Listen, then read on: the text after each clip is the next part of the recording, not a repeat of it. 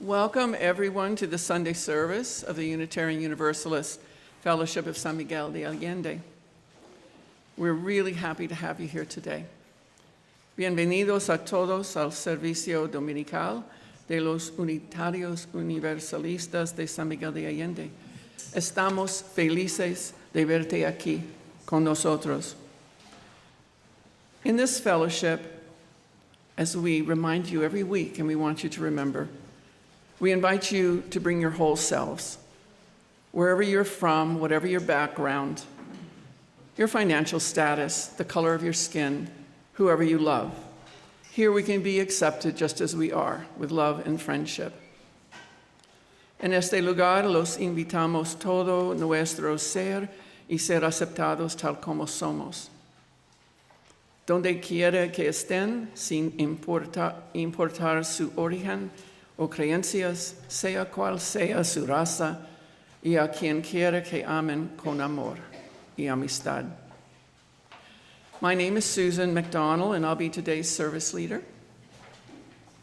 Rev.Tom Rosiello and Geyer, our young explorers teacher, and our pianist Paula have created a meaningful, musical, marvelous Sunday service for this third Sunday in Advent.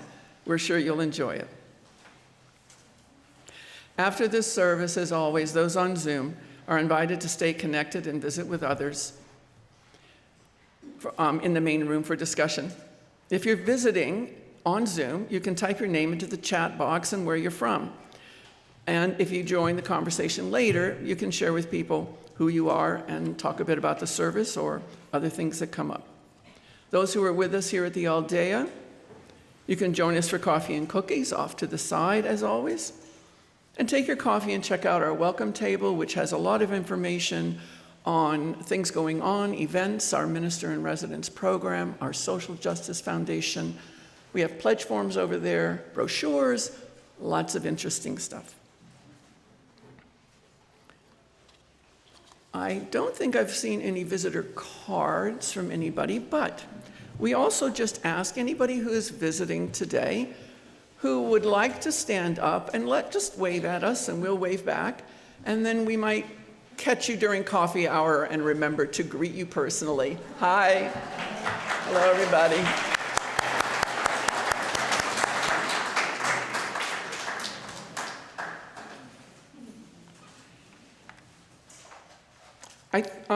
Arlene Van Note, who is the vice president of our board, would like to say a few words about where we are with our pledge drive.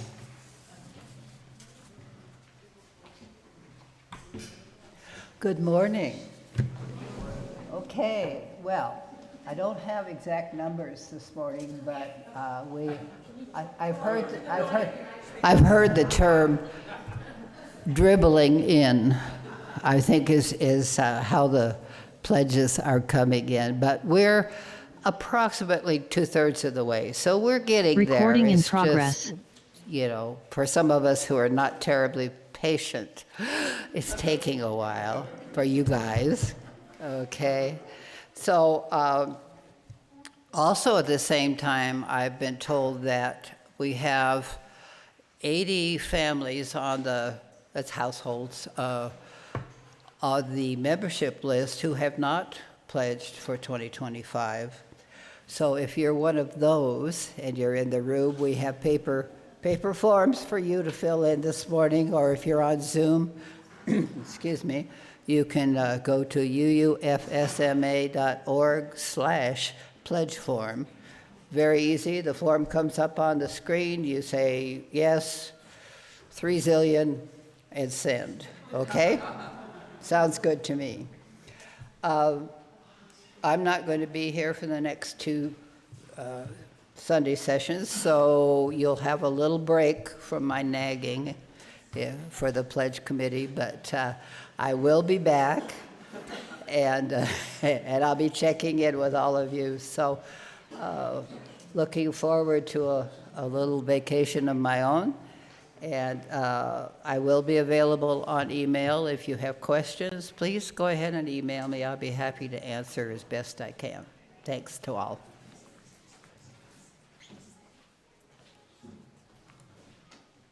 Thank you, Arlene. A reminder that we record our Sunday services, and you can find them on YouTube, usually by midweek or certainly after that. But you can go to our website, UUFSMA.org, and there is a link pretty centrally on the first main page that you can click on for previous services. While on the website, check out some of the other links, events, activities. You can find out what our committees are, find the pledge form, the membership form. Just go to the webpage and explore. So now, as we quiet and center ourselves to move into this morning's service, just enjoy the beautiful weather that starts very cold, ends up beautifully warm, and anticipate this service.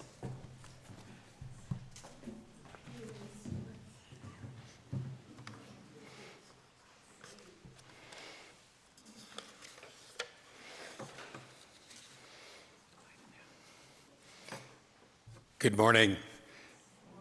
I'm the Rev.Tom Rosiello, Minister of the Fellowship, and it's good to be with you again this morning. At this time of year, many faith traditions celebrate with candles or bonfires or looking to the light of stars. And there's no religious practice more ancient and more common than the lighting of candles, lamps, fires. No religious metaphor more universal and more frequently used than that of the light. Light representing hope and expectation. Light that continues to burn even when the oil is low. Light that celebrates justice and freedom. Light helping us to see more clearly and reminding us of who we are and the values that guide us on our journey. The light of love that is central to our faith tradition. The light of peace, our hope for the world. The light marking our time of celebration with joy. Be it a candle or an oil lamp, a Yule log or a bonfire, a star in the sky, the beautiful lights on the streets of San Miguel, or the sun itself in its return journey, the symbolism of light is central to the celebration of all the holidays at this time of year. So as we do each week, we begin our service with the common religious practice of lighting a flame to create our sacred time and place. We recognize that it's with a spark of the divine in each of us that we light that common flame. The flaming chalice represents our Unitarian Universalist tradition, a tradition that welcomes and includes the light from many traditions.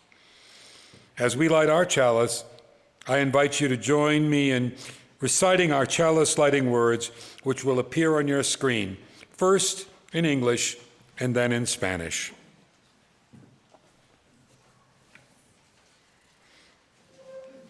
Okay. Candles, fire, and stars. These are the symbols of this season. Candles to dispel the darkness and mark our days of celebration. Fires to drive away the winter chill and warm hearth and home. Stars to fill us with wonder and guide us on our sacred journey. Velas, fuego y estrellas, estos son los símbolos de esta temporada. Velas para disipar la oscuridad y marcar nuestros días de celebración, incendios para ahuyentar el frío invernal y calentar el hogar y la casa, estrellas para llenarnos de asombro y guiarnos en nuestro viaje sagrado. In ancient times, candles were mounted on wagon wheels that were decorated with evergreens, and they were lit during the dark weeks leading up to the winter solstice when the return of the light was celebrated. Christians adopted a similar tradition of lighting candles on a wheel the 4 weeks leading up to Christmas, celebrating the light that Jesus brought into the world. En la antigüedad, las velas se montaban sobre ruedas de carreta decoradas con hoja de perenne. Fueron encendidos durante las semanas oscuras previas al solsticio de invierno, cuando se celebraba el regreso de la luz. Los cristianos adoptaron una tradición similar de encender velas durante las 4 semanas previas a la Navidad. In front of us, we have an Advent wreath, and each candle stands for one of the messages of the Advent season. There are 3 purple and 1 pink, and we're going to get some help from our children on this. This is the 3rd Sunday of Advent, and so we will light the 3 purple candles. The first, the smaller purple candle, is for hope. Hope that uplifts our spirits, for hope that gives courage to those experiencing difficult times, hope that we claim for ourselves, and the hope we bring to others. The second purple candle is for peace. Peace in our hearts and in our homes, for peace in our country and in our world, for the peace of which the Christmas angels sang. The third purple candle is for love. Love for those we know so well and those we've never met. The love that Jesus taught, love for the stranger, for the poor, the downtrodden. The love that heals all wounds and puts to flight all fears.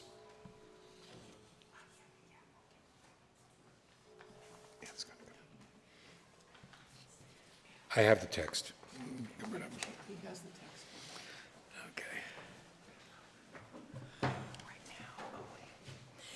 Cada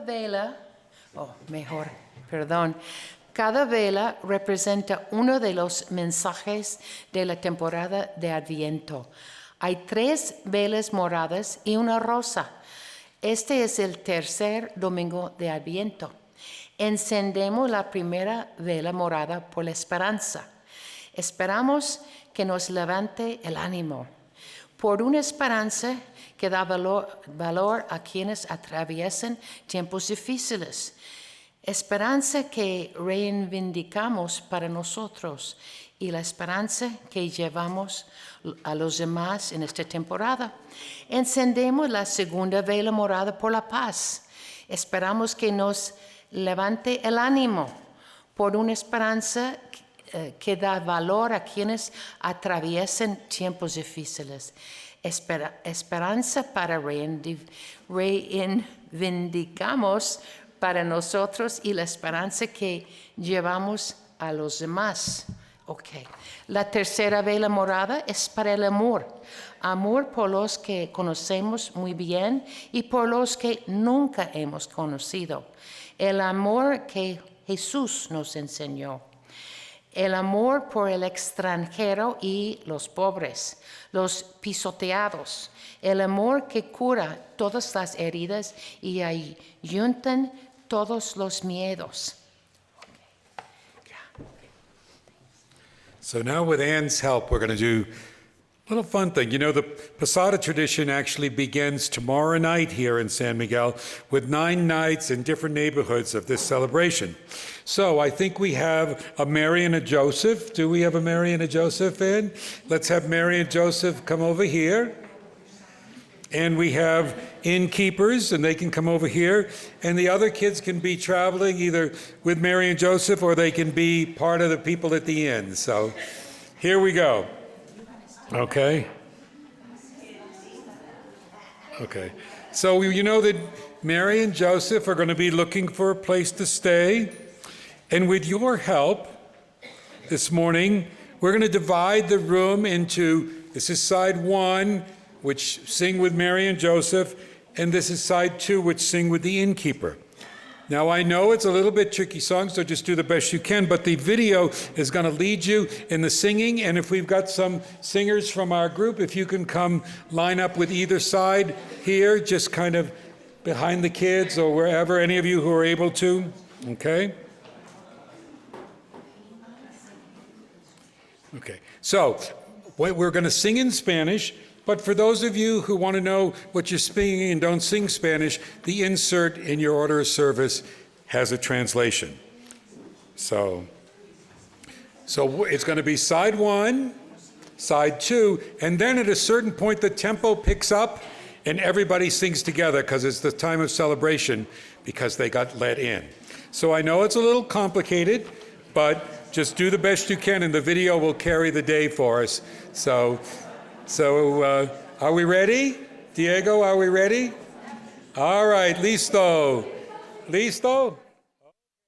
Let's go, let's give it a try.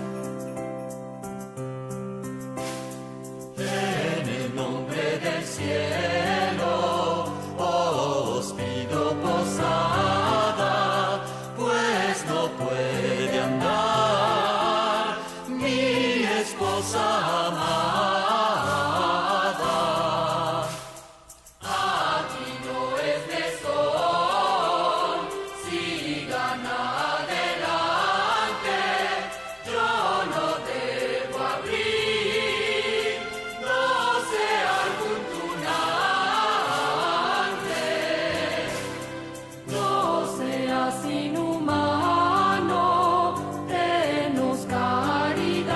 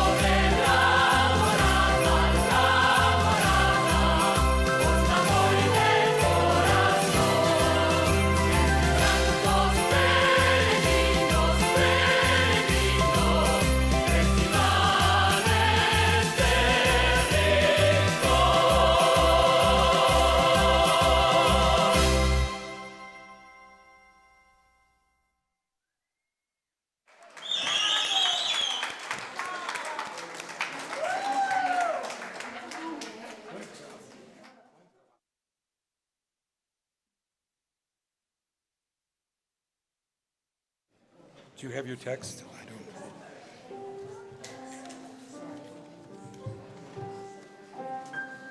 I can do it. It's okay. Our kids are now going to light their chalice lantern from our chalice flame and proceed to their classroom so that they can explore some of our UU values and principles this morning.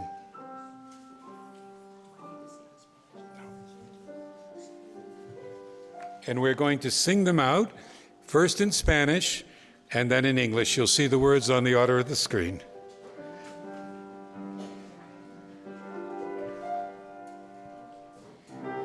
Vayan paz, vayan en paz.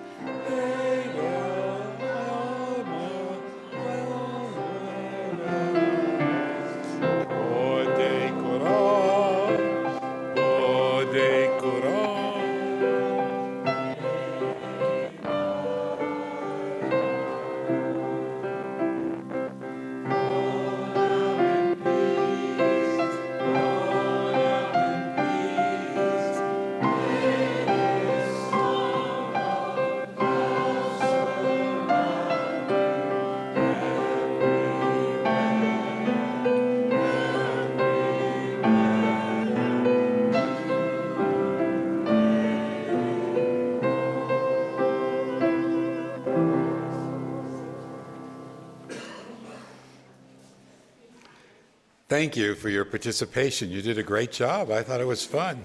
I hope you did. This congregation always strives to... Oh, we're going to do our covenant next. Sorry. Come on, Susan. I didn't write it in my notes. But thank you for your participation. So this is a time for us to stand, if we're willing and able, and join together in reciting our fellowship's covenant. This is a fellowship, this is a covenant our fellowship wrote, so it's unique to the energy of this community. This is a promise we aspire to of how to be in relation to each other and the larger world. And I have to admit, I forgot to find someone to read it in Spanish, so I think I'll be doing double duty. Would you like to come forward, Clarissa? Thank you. I'll read first in English and then Clarissa in Spanish. And we encourage you, because most of us are not fully bilingual, let's keep it at a nice slow pace, especially the Spanish. So those of you nervous about Spanish can truck right along with us. We respect the interdependent web of life and work for a just and peaceful world. We encourage the search for truth and meaning, strive for compassion in our relationships, and seek values that will benefit our lives and the lives of others. This is our covenant. You can read right here. Respetamos todos los estilos de vida dentro de su red independiente y trabajamos por un mundo justo y pacífico. Alentamos la búsqueda de la verdad y la comprensión total. Nos esforzamos por mantener compasión en nuestras relaciones y buscamos valores que beneficien nuestras vidas y las vidas de los demás. Este es nuestro convenio. You can be seated. This congregation always strives to be a caring community. We're here for each other in good times and in difficult times. If you should need the assistance of a minister or the help from our care team, please know that we're here for you. And the information on how to contact us is on the website, UUFSMA.org. Each week in our service, we share the significant joys, sorrows, and concerns of our members and friends. And for each joy, sorrow, or concern, we light a candle, as Susan will this morning, indicating that that person or that thought or that prayer is held in all of our hearts. If you wish to have a joy, sorrow, or concern shared in an upcoming service, please email it to me, or when you arrive, you can fill out a card that the ushers have. If you're on Zoom this morning and would like to share something, please type it into the chat now, and Diego will give me the thumbs up to show it's there. Okay. Our first is a joy from Kate Greenway, who writes, I'd love to share my joy that our son Udam will be spending Christmas with us, our first Christmas together in 14 years. Udam is now 3.5 years in recovery from addiction and homelessness, and we are very proud of him. And I'm grateful for Dawn, who made the trip to Mexico City this weekend to help him learn how to find his way here by bus.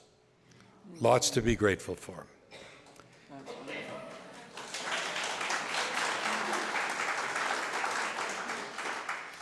I'd like to light a special birthday candle. Jim Harper celebrated his 90th birthday a couple of weeks ago, so let's extend our birthday best wishes to Jim. And while we're on the subject of birthdays, Wyman Russo, with a small group of folks yesterday, celebrated his 83rd birthday in his new and lovely place at Sophie's place. And when I was there yesterday, let's light a third candle for Tina Lane, who has also just moved into Sophie's. And I was so glad to see her and know that she's decided to live in such a lovely place and get a little care that she may need too. Many wished us to light a candle for Jerry Fastrup, who I believe is now home after a surgical procedure to clean out a coronary artery. He had some stroke symptoms, and I'm not sure of the final diagnosis, but from what I understood from Gloria, he's doing better and he is home, and I'll check in more later. I'd like to light a candle from all of us for Shoshana Levinson and Chris Crossgrove. They are regular participants in our Tuesday group. They participated from the hospital last Tuesday, and where Shoshana will hopefully going home to be on hospice care.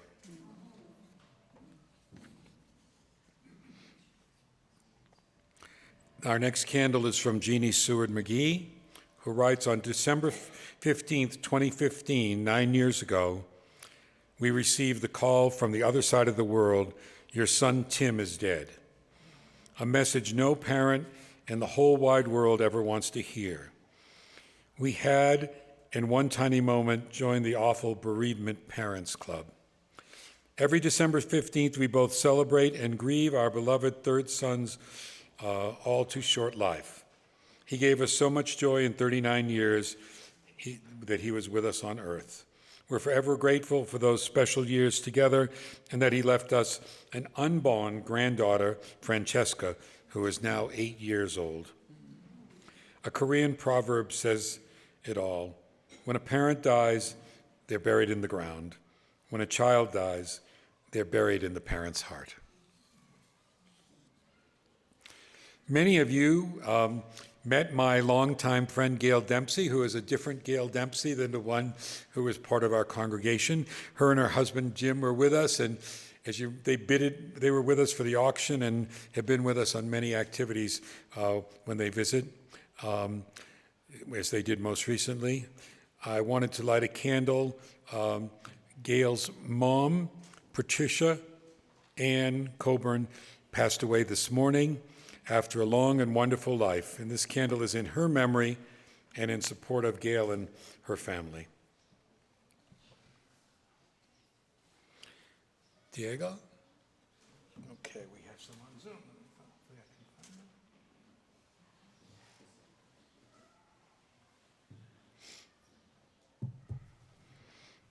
Okay. From Sylvia Stia. David's daughter, that's David Stia's daughter, has passed away. That's their sorrow. And there is also a joy that Sylvia's brother is coming today.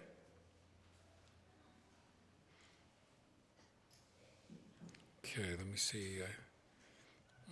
have trouble scrolling this, but let's see. There's I think that's it. Okay.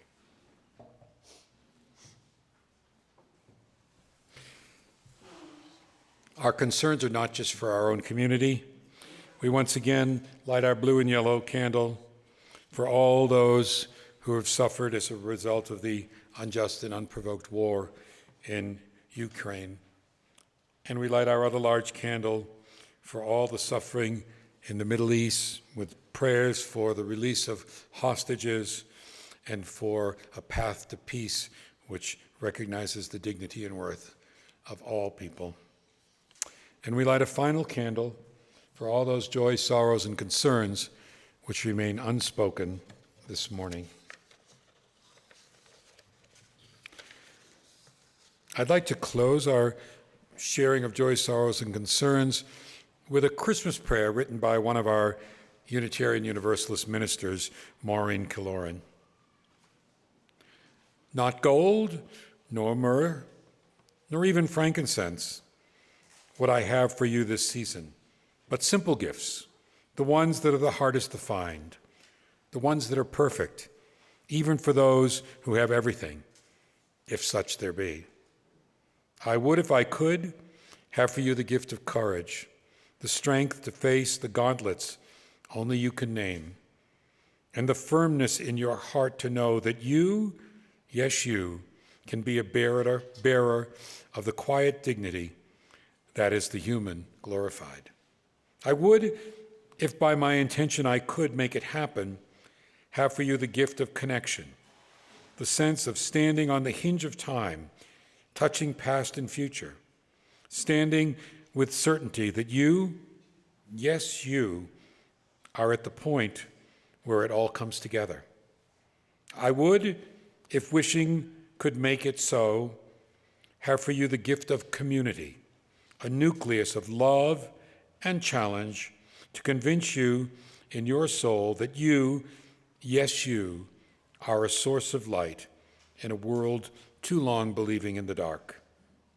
Not gold, nor myrrh, nor even frankincense what I have for you this season, but simple gifts, the ones that are the hardest to find, the ones that are perfect, even for those who have everything, if such there be. Amen. And now I invite you to, if you wish, to come forward and silently light a candle for whatever is held in your heart this morning.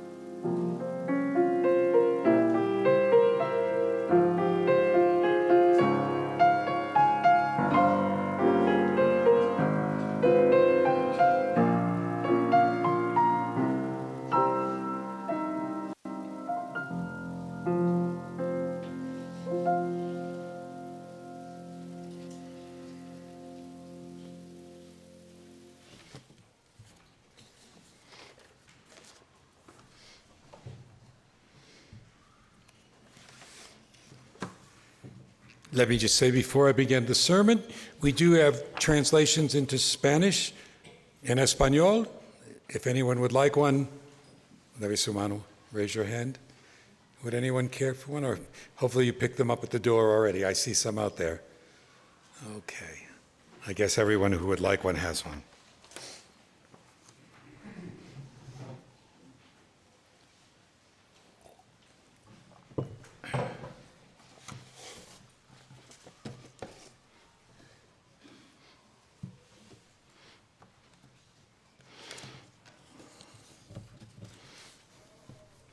Well, you know, there are lots of ways to engage with the Christmas story.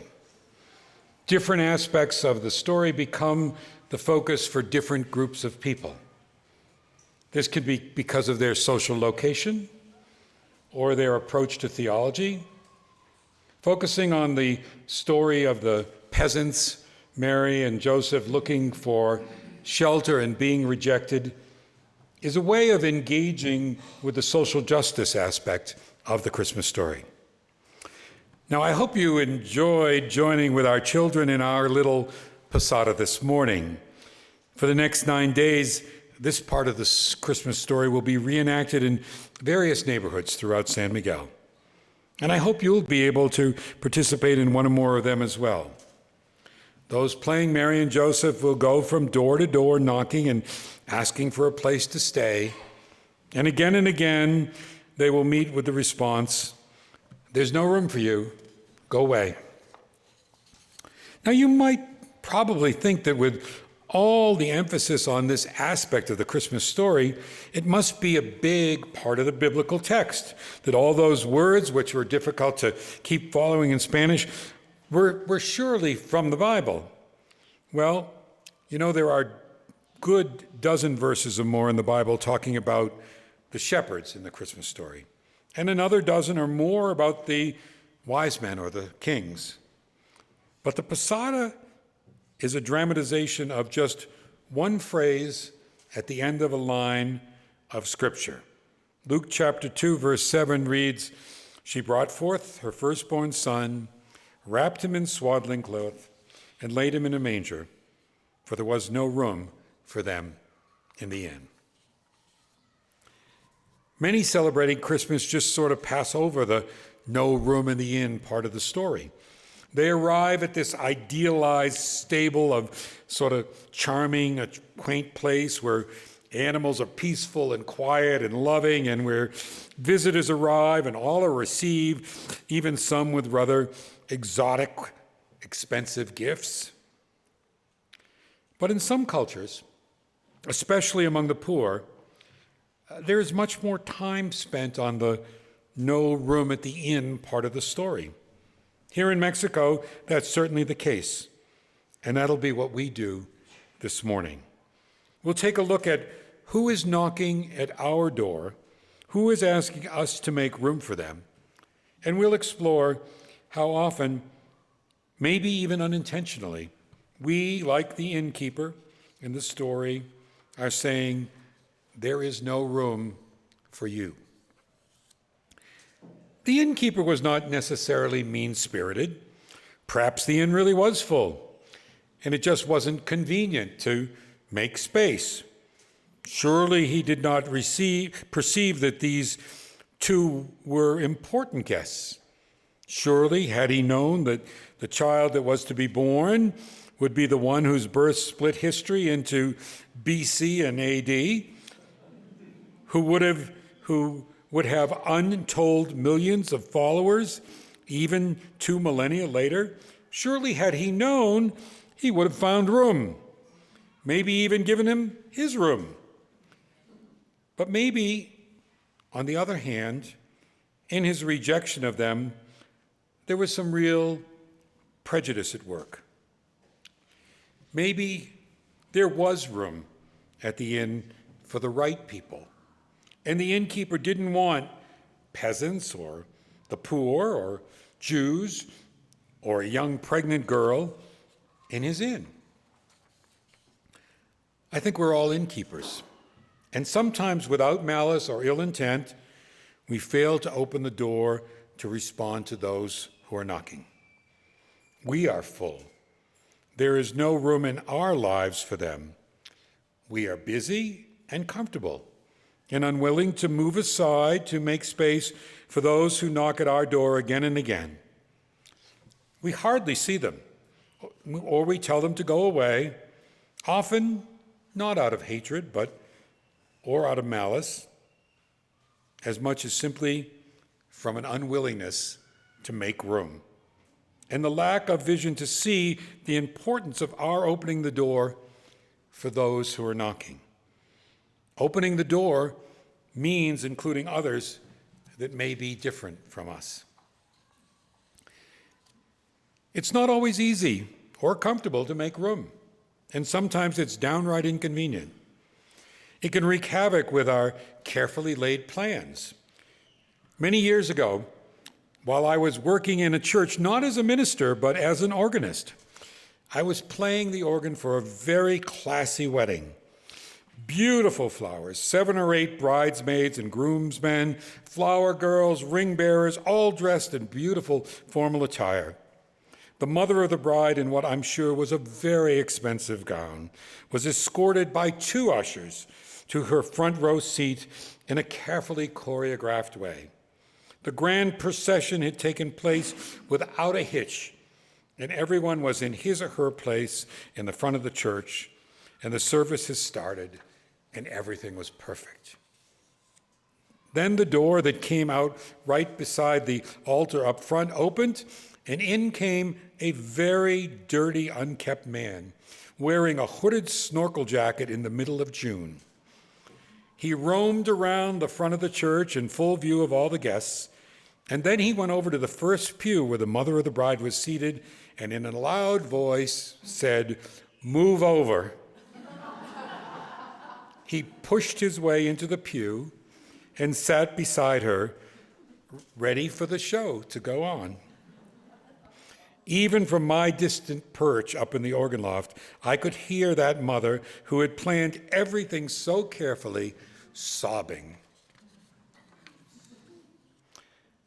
When we're least prepared for it, when it's most inconvenient, when we are enjoying a good time, something can come into our lives and demand that we make room. And it can be a real challenge for all of us. You know, as I reflected on these stories of unwillingness to make room for others, our unwillingness to respond to the needs of others, I'm reminded of one of the greatest sermons of Dr. Martin Luther King Jr., titled "The Knock at Midnight." And interestingly, that sermon is based on chapter 11 of the very same Gospel of Luke that the innkeeper in Mary and Joseph's story comes from. In that story, a man knocks on his neighbor's door at midnight, asking for 3 loaves of bread because he's had guests that have arrived and he has nothing to feed them. The neighbors don't answer the door. Finally, they shout out, "Don't bother me. The door is now shut and we're in bed and I'm not going to get up and give you anything. Go away." You see, it's midnight, not a convenient time to make room. Essentially, the neighbor says to the man who knocks, "I don't want to know your situation. Maybe tomorrow there'll be room in my heart for you, but not today. It's not the right time." But as King reminded us again and again in that sermon, it's midnight for that person, our dark time, literally and figuratively. For so many knocking at our doors, it is midnight. That is to say, the clock is ticking for them. It's a desperate time, a fearful time. Today, right now, many are knocking at our doors at inconvenient times for us, but because it's midnight for them. Here in Mexico, it's midnight for those migrants fleeing horrible conditions in other countries and trying to make their way to the U.S. Last week, when Pastor Ignacio was here, we heard their plight and how Abba House, on a temporary basis, makes room for some of them. There's no question it's midnight for these people. You don't take that dangerous journey through the jungles. You don't jump on trains unless it's midnight. And it's not just here, it's all around the world where people are fleeing their homes, their countries because of horrible, dangerous conditions and oppression. They're walking through deserts without food. They're getting on ships that are sinking in the Mediterranean Sea. And you don't get on that unsafe boat or take that dangerous journey unless it's midnight in your life. We must find a way to make room for these people, not just on a temporary basis, as the wonderful shelters like Abba House do, but with government policies and communities that welcome fleeing oppression and make room for those people. Those looking for us to make room are not criminals. They're not folks to be feared. They're not people who in turn, but they are people who in turn could bring untold blessings and benefits in our community. Who knows what greatness might lie waiting in a child to be born to one of today's travelers looking for a place to make room for them. Right now, especially with the U.S. election results, I think it's also midnight for many of those who've made it to the U.S., especially those immigrants who are there but without the right papers, and from whom people are most willing to take the benefits of their labor, but not make legal room for them. Not even make room for the children who came to the country as babies, those dreamers, who have lived their whole life thinking that they belonged, yet the nation that they've called home for years can't find it in its heart to make legal room for them. And now in the U.S., so many people see mass deportation as the answer.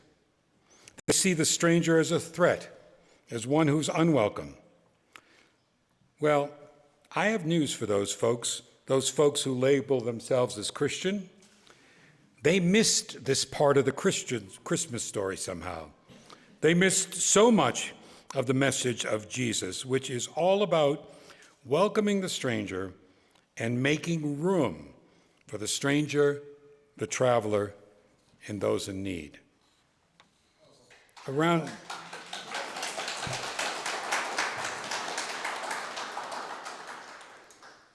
the world, so many are displaced by war, suffering terrible hardship. They're hungry and sick. They have no decent place to live.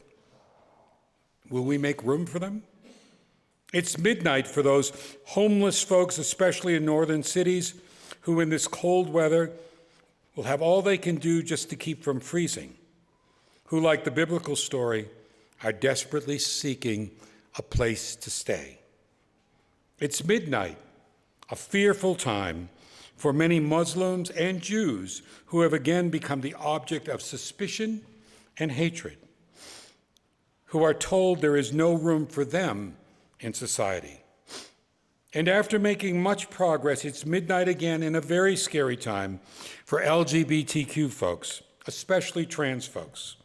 Politicians are holding up that no room at the inn sign very high to them right now and doing all they can to take away their rights. It's still midnight, and we still fail to make room for Black people whose lives are valued less than white folks. So many groups, so many individuals are asking us to make room, and we are at best oblivious to them, or at worst, unwilling to do anything. But this is a faith tradition that is all about opening doors and making room for people. That indeed is our calling. Ours is a message of radical inclusion, but it seems the powers that be in the world are working overtime to exclude anyone who is not a privileged, straight, white male of European stock. If ever there was a time when we as a faith tradition were called to bring what we hold as sacred to the public debate, now is the time. The truth is, there is enough room at the inn. It may require us to move over just a bit, but there is enough room.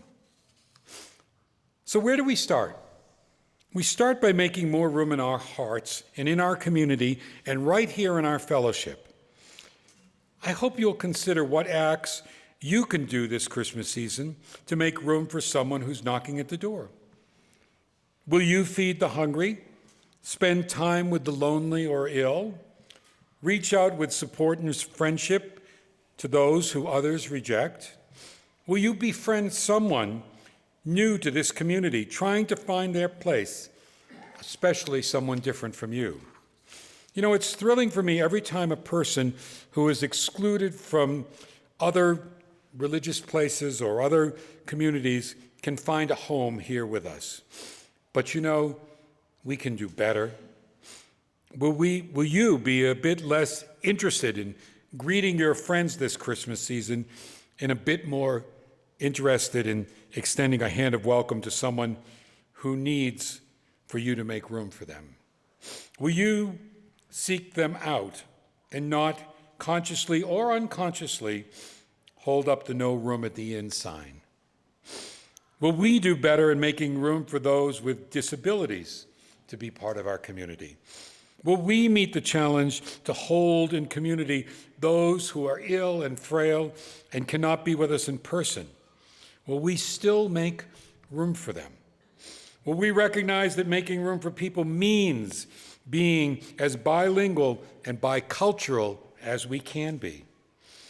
Will we see that many among us are single and many of them lonely and are asking us to make room for them? You know, we often begin our service as we did today, welcoming you as you are, regardless of so many things: your beliefs, your theology, your race, nationality, sexual orientation, gender identification, who you love, etc., etc. And what about what we don't say? You're welcome here if you're ill, physically or mentally, if you're struggling to determine who you are, if you're mourning the loss of a loved one, if you're young and need a group to support you in growing up, if you're lonely and depressed, if you can't hear well, if you can't see well, if you don't have enough money to make it from month to month. Will we really do what it takes to make room in our meeting space, in our hearts, in our leadership, in our social times for all those folks? You know, it's all there in the Christmas story. I think that the Jesus born on Christmas in a stable is remembered 2,000 years later because he brought a powerful message of radical inclusion to the world. A message that challenged the society of his time and still challenges the society of our time to make room.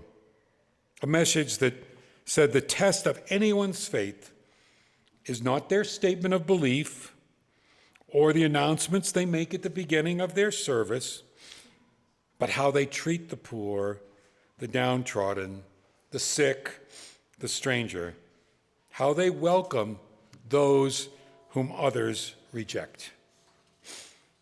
It's midnight for so many, and they are knocking at the door, our door. How we as individuals and a society respond is the test of whether we really get the message of the Christmas story at all. Christmas ought to remind us that people are always knocking at our door, and we're called to open the door and make room for them. And the question for us is, will we hear the knock? Will we answer the door? And even when it's inconvenient, even when it's uncomfortable, will we make room in our hearts, in our congregation, in our community, in our world for them? Not just at Christmas, but every day.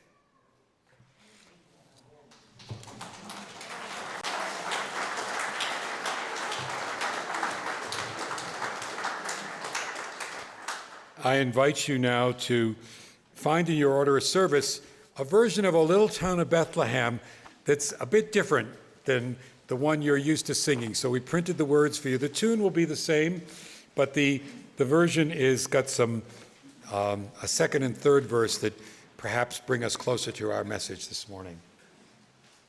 Please rise as you're able and join in singing from this sheet.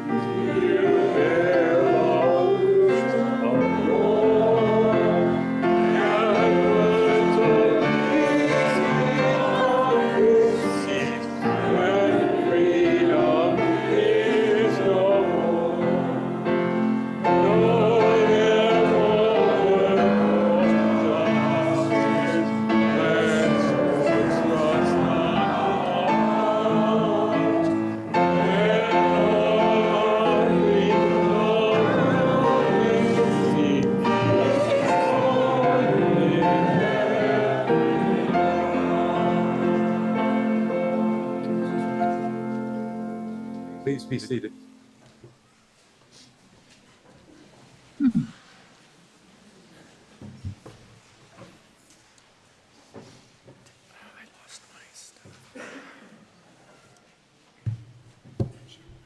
Hello.